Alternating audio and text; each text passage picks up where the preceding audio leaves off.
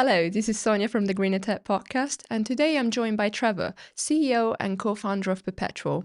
Perpetual is a consultancy firm and also a movement, as they describe, that helps businesses in the logistics sector to become more sustainable in the logistics and return logistics and how they operate.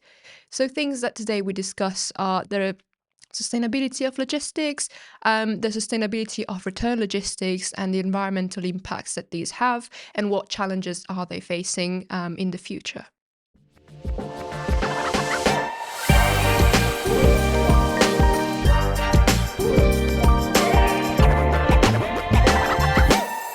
Okay, hi, welcome. Thank you very Welcome much. to the Greener Tech podcast. So we have here today Trevor, CEO and founder of Perpetual. So today we're going to talk about logistics and sustainability that goes, I guess, within logistics. So can you give us first, for our audience, a little bit of a background on yourself? Okay, thank you very much. Thank you, Sonia. Yes, I've worked in logistics for 45 years, a variety of different managerial roles, including IT, finance, operations, sales, and product development more latterly. So I've spent a lot of my time in various parts of the world as well, looking at the way in which uh, customers who need to ship things all around the world do so. So how they distribute things, how they move things around, and helping companies make their logistics systems and their supply chains as efficient as possible. Okay, and what does that efficient actually mean then? Well, efficiency from a customer's perspective in logistics means basically getting things from one place to another as speedily as possible with least cost. Um, and sometimes when there is supply and demand requirements, it means that speed trumps the cost. So sometimes it's more important to get things there quickly than it is get there, in terms of it being efficient and having and not worrying too much about how much it costs to get things there. Mhm. And I guess, from having myself a sustainability background, for me, efficiency always, or like most often means efficient also from a energy use perspective or a sustainability perspective. Is that something that is accounted at all in that word that you mean? Absolutely not. Okay, so what really happens in supply chains is all about getting product from one place to another place as quickly as possible, and that there's not too much waste in terms of manpower in order to do that. So the labour that we use to move things, because that's often the most costly part of a logistics setup, is done as efficiently as possible. However, burning fossil fuels and no care to what we're doing to our environment in terms of the way in which consumerism has grown in recent years doesn't really feature in most organizations' considerations when they're looking at supply chains. Is that something that has changed over time, do you think? Or is it changing? Or is it still the same? Some organizations are changing. Some organizations are taking note of some of the waste that happens in their industry. But again, the difficulty is that organizations are set up with one motive, and that is profitability. They have to be profitable, otherwise, them themselves are not sustainable. So, profitability is the number one motive for any organization. When you add, say, legislative powers, so governments and other legislative powers such as the EU, their focus is on economic growth. So you almost get like a perfect storm where organizations want to grow, countries and country entities want to grow, everybody wants to grow. And in that growth mindset, there isn't very much room for any thought to the environment or sustainability. Hmm. So with your, I guess, background of, as you said, 45 years in logistics, you must have seen everything pretty much in the industry. So what what have you done with that career now, with that experience that you have? Well, a lot of this is about observing. So you look at how some organizations operate, both within the logistics industry, but also the clients of logistics. So companies who are at the front of their own industries, what they do, how they do it, what they're doing to make sure that they're still going to be around in 20, 30, 100 years' time. And that's very interesting because much of this sort of internal sustainability is all about what the next big thing's going to be. So, what catching a wave, knowing what's going to be sellable in 5 years' time or 10 years' time. So, a lot of companies and the way in which logistics companies work as well is all about where's the next big, happening going to be, and how can we be a part of that and catch that wave and grow ourselves. Um, and in some cases, you do meet some organisations and some companies who have an eye towards whether or not they can do things in a more sustainable way. So, I've spent some times with organisations such as Tom's, the Hygiene Bank, companies that are focused on trying to not really just simply worry about the bottom line. They're thinking about true sustainability, and that is interesting. And some of the ideas that they come up with are things that I think can be adopted more readily within the logistics industry.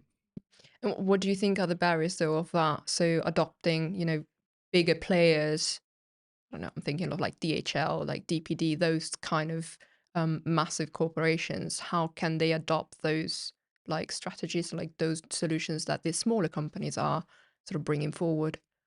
Well, therein lies the dilemma because it's the same with governments. We at Perpetual have been looking at ways in which we can make an impact to have our message understood by people who can make a difference. So, looking at governments, shadow secretaries in various different departments. The difficulty is that this falls into lots of different spheres. So, is it the environment secretary? Is it the transport secretary? Who in government might be interested in this. Similarly, with organizations, as I say, logistics organizations, like any others, very, very focused on profit. And so they almost need to be guided. They need to have rules in place that say that you can only operate in a certain way, and a way in which that there's recycling of product, efficiencies in the way in which they operate. So density of delivery and things like that, even simple things in transportation terms, could make a world of difference to the types of vehicles that you use, the numbers of vehicles that are on the road, and the emissions, obviously, that all these movements pour into the atmosphere. Now that you mentioned emissions, actually, I'm sure you got your numbers there on emissions. So yeah, I was gonna ask you tell us a little bit about Well, the emissions of logistics, and I don't know if there's it's anything. frightening. It's frightening. It is.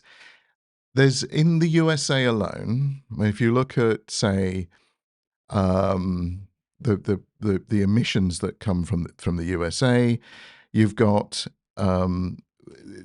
worldwide. So pollution, air pollution, accounts for 4.2 million deaths a year from air pollution around the world. And logistics companies who burn huge amounts of fossil fuels, a significant proportion of that. And the CO2 emissions from the transport industry will increase by 60% to 2050. That's from today. So over the next 25 to 30 years, that's going to go up by 60%. That's allowing for the increase in electric vehicles and other means of moving things around, which, it's just staggering. And if you look at the waste that comes, say, from returns, that in the USA, you're talking about 50 million tons of returns that go into landfill waste every year just for the USA. And it would be fair to say that, if you were going to extrapolate that for the whole world, you could times that by 10. So you're then talking about 500 million tons. Some of that is landfill, and some of it even ends up at the bottom of the ocean. And all the problems that we have with biodiversity and the terrible things that happen with the way in which we're polluting all of our waterways, so rivers and seas. If you think about that, 500 million tons of things that we can't be bothered to recycle end up at the bottom of the ocean or in landfill. Terrible waste. And this is killing the planet, it's killing us. And everyone feels like they want to do something, but what we try to do is we try to bring people together to actually make practical differences. And that's, what we think we can contribute to this discussion. How is it possible that it is still increasing? It's still going to increase until 2050, you said, right? How can it still increase despite the vehicles being, maybe like mobility moving towards a more electric vehicle, like electrified mobility? How can it still be increasing? Is it like because people are consuming more? Yes, it's demand. It's demand. I mean, we had just earlier discussion about buying something online, which is very typical, particularly in the pandemic. So, I went online, had a look something. There was an advert on Facebook. Oh, I like that. Some T-shirts. I couldn't make up my mind whether I wanted a red one, a green one, or a blue one. So I ordered all three. This is very typical. So 3 came the next day, and they were all in separate packages. So when I received the 3 and I bought all 3 in large, the one that I really liked, the red one, was in medium. So it was mispicked. So I ended up sending back all 3. And this is very, very typical because 30% of everything that we buy online is returned. 80% of that ends up in landfill or at the bottom of oceans. And so in that case, all 3 of those T-shirts would have then made their way back to a returns facility, and then probably on the order of the customer would have been destroyed, would have been written off and destroyed. And there are many, many other ways that we believe, with a little intervention and a little help and coordination, we can make a massive difference to that. That makes me feel awful about what I did last week, I think, because I had a wedding and I bought 3 dresses online as well because I didn't know, I never buy online, so I never know what's fitting and what goes well and, what works and what's not. And then I ended up returning all 3 of them because I didn't like any of them. And I ended up actually wearing something I already had. And I just, if you think about it, it's like, why did I even buy them in the first place? Exactly. So yeah, I'm thinking about it as well. When I did the return, they gave me my money back, but I always assumed that they would just repackage the item and then put it back in, and sell it again. So what actually happens? It goes, why does a company not do that? Okay, again, it's pure economics. So in this situation with the 3 T-shirts, the 3 T-shirts generate a restocking of those 3. So they came from a UK warehouse to my door. They would have travelled probably over 150 miles to come to my door in South Devon from the Midlands, from Leicester, let's say. Because that inventory needs to be restocked, that there would have been a call on the system to pull those in from a European distribution system. So that would come in from, say, the Netherlands, Venlo, very typically. Also, then the replenishment needs to go back into the manufacturer. So that would be in China. So 3 T-shirts, one green, one blue, one red, would have been pulled in with lots of other things in a container, but unnecessarily all the way from China to Venlo. So what happens with these returns is that the organisations say it's not worth the cost to bring them back anywhere and process them, because it costs between £5 and £15 per item to process those returns. And another stat is that there's 3.5 times the amount of emissions that are attributed to returns than there are to forward logistics. Not just twice as much, 3.5 times as much emissions. So, and that's because of what happens in the way in which goods are replenished, globally. And that's what the cause is for all of this waste. And as I've said, there are other ways in which where we could connect with other bodies that make this much more sustainable. I think that's something that people ever really think about. When you speak about the sustainability or insustainability of logistics, you I think you generally think more of the forward logistics, as you said. You don't think about what comes after, or like what happens when you ditch an item and you don't like it and you send it back. So why, for example, with, fair enough, it's too costly to bring it back into the warehouse and resell it. So are there any other options before landfill? Yes, there are many, many other options, but it requires coordination. So there are lots of things that we can adopt from existing logistics setups. And that is that most towns and cities, if we just take the UK as an example, most towns have got their own waste disposal, their waste company that manages waste. Um, Also, most towns would have, say, leisure centre facilities and other public facilities that they could use. It's not very much of a stretch, given the fact that you see increases now in food bank use, and how people are falling through the net in terms of the way in which, from a social point of view, there's a lot of suffering going on due to the cost of living. So it wouldn't be very difficult to set up a system, but it would need local government help to be able to intervene here with the returns.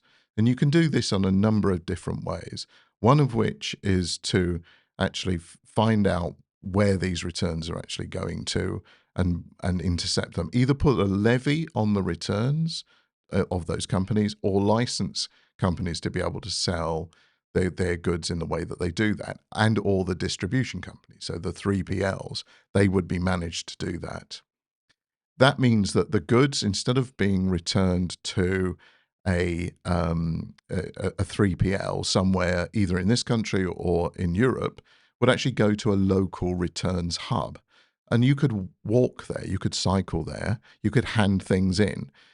That hub would then have systems in place that would be able to manage those returns, such that you'd ask the company, do you want your goods back, or would they be destroyed? And if they're being destroyed, then what you would do is you would seek to say, well, we can rehome these. So you're then creating rails of clothes, electrical goods, consumer durable goods, lots of different things, toys that perhaps people who locally could do with those things, and would be, quite honestly, they would make a nominal contribution towards as well. So in the case of my red, green and blue t-shirt, they would be offered those t-shirts at £1. 50% of that would go to the local authority, 50% would go to the 3PL who was running the local hub. So they would run that hub for the benefit of local people. And it means that when you ordered, like you ordered those three dresses would stay in your town. They wouldn't go anywhere else, because we can't afford to burn another 3.5 times the amount of CO2 emissions to get those goods back to some central stock. It doesn't make sense in lots of ways. It doesn't make sense economically, particularly if most of the time those things are going to be destroyed anyway. So there's a practical way that you can overcome a returns challenge. This is assuming that the return item is sort of in good condition, is not damaged or is not faulty.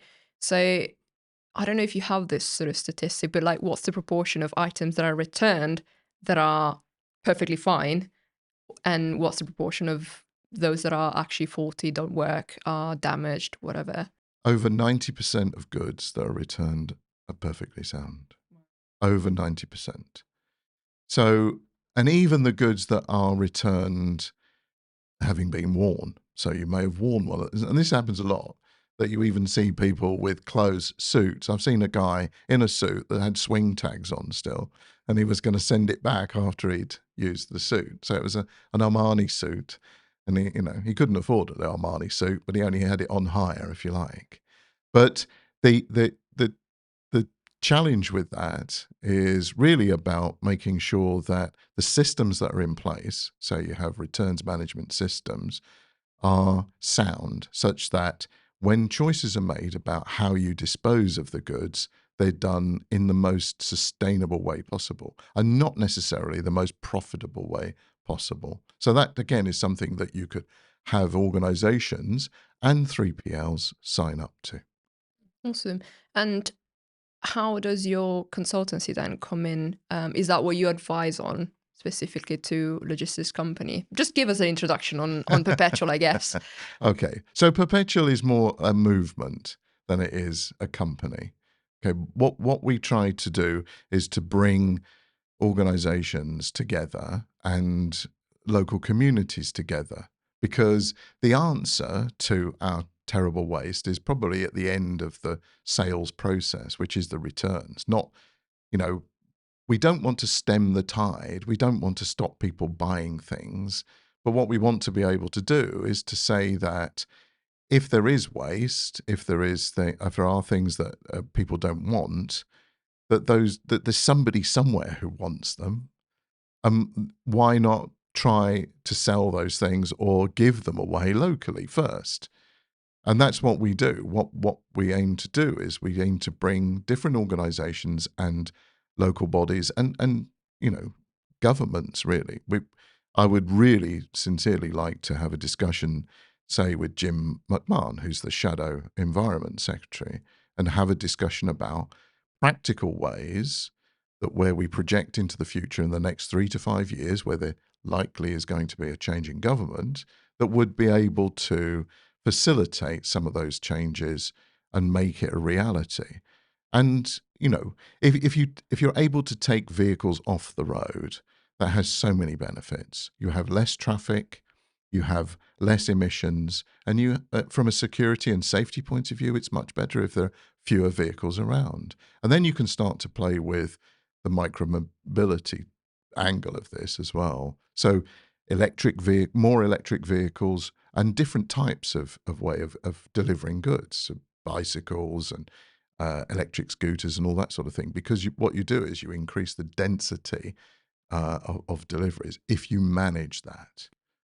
But to have that, the micromobility aspect, you also need more, I guess, micro hubs because they can travel only so far and there's Um, only so much they could carry. well, here's going back in my experience. So many years ago, I used to manage a team in central London for operations. So we used to get flights that come in at 9:30 in the morning at Heathrow, and they were goods for the banks in central London, but they had to be delivered by 12 noon. So I had an army of walkers, but those walkers could only carry so much. So we have replenishment drops all the way around the city, and you have to coordinate that. So I had a vehicle that dropped off at key locations their next delivery loads. So that's actually the most efficient way to do that. And as I say, this is 20, 25 years ago. If you bring that into the present day, that sort of instant replenishment can be from electric vehicles. So you can have electric vans who deliver those to key locations. You've got GPS now, which you didn't have then. So you can coordinate with people with their phones, and they can rendezvous and make sure that they've got, because again, some of these delivery staff will have pickups as well, in densely populated areas, and you can literally have that kind of real density of delivery and not make any environmental impact in city centres by that kind of sort of coordination. So you can overcome that and you can make that a reality. But again, to be perfectly honest, it needs overall management. And that's, again, what we provide. Okay. Yeah. And also, I guess, space for it, like for the actual micro, hubs and and everything. Because like I guess also with for example, the e-cargo bikes, you need also to store those, and I guess it's a matter of having them also secured, I would say, because it's easier to steal a cargo bike than an e-van, I would say. I don't know. You can correct me if I'm wrong. It is. It is. I mean, in areas where that might be a case, it might be better to have deliveries by walkers. So, you would actually walk the final mile. Um, the kind of scooter delivery comes into its own in residential areas where you're less likely to have that kind of security challenge. So you can get around it with different ways. You can also disable scooters. You can have scooters that have a system on them that is disabled and will only work once the correct operator steps on them and goes. That again is not new science. It's been around a while. It's almost like fingerprinting. So you're the only person that can ride that scooter. So um, these things are possible. It's just, again, it's about management of it. It's about coordination, and it's also about density of delivery. That's a problem. I mean, I have worked from home through the pandemic and until I recently retired from my role, and just watching what goes on outside in my street. On one day there was 8 different delivery drivers, and they were all delivering one package. The interesting part was that there were 3 companies who had 2 vehicles. So their own system was pretty poor because they had 2 vehicles delivering the same street, which is ridiculous. But 8 companies, that's 8 trucks, that's 8 lots of emissions, that's 8 opportunities, because I live right next door to a primary school, to knock primary school children over and their parents. All of that factored in. If you managed that, and we would have ways to do that, you could then reduce the number of vehicles, increase the density, and which has benefits with less traffic, less emissions, and a greater safety aspect, particularly in sensitive residential areas. That thing that you just mentioned about, the same, maybe like truck delivering, like the same company, delivery company delivering twice to the same address, or having different drivers coming to that same street. How does that happen? Like, why is there not a better system in place? It comes back down to this crazy need of having everything delivered immediately. The immediacy of consumerism is were very, very wasteful. And this whole thing about how you can stay up until 8, 9, 10 o'clock at night, order something, and then it arrives 8 o'clock the following day, which is wonderful. But one, it's unnecessary. And two, it's very, very wasteful. 50% of all of the cost of a delivery is in the final mile. So by the final mile, I mean from the delivery depot to your door, 50% of the total logistics cost is in that piece. So therefore, if you could go to 3PL companies delivery companies, and say, if I could improve that by 20, 30, 40%, would you be interested? And I'm sure they would be.